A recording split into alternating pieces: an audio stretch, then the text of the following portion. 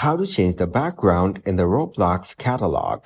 Hello everyone. In this video, I will show you how to change the background in the Roblox catalog. To change the background in Roblox, firstly you have to open up your web browser. Now, search for the web Chrome store. After that, click on this link. Next, navigate to the search bar and type in stylish. Then, go to the extension page.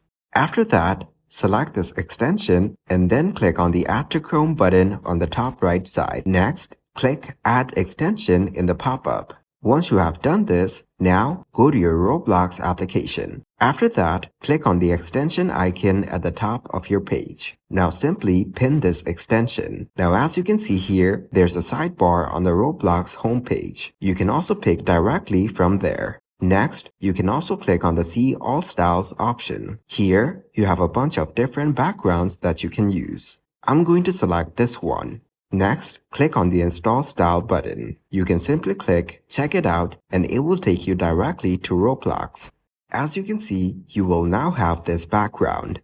Thank you guys for watching this video. Hope you got some value. Make sure to like the video and subscribe to the channel to get notified of new videos. See you in the next one.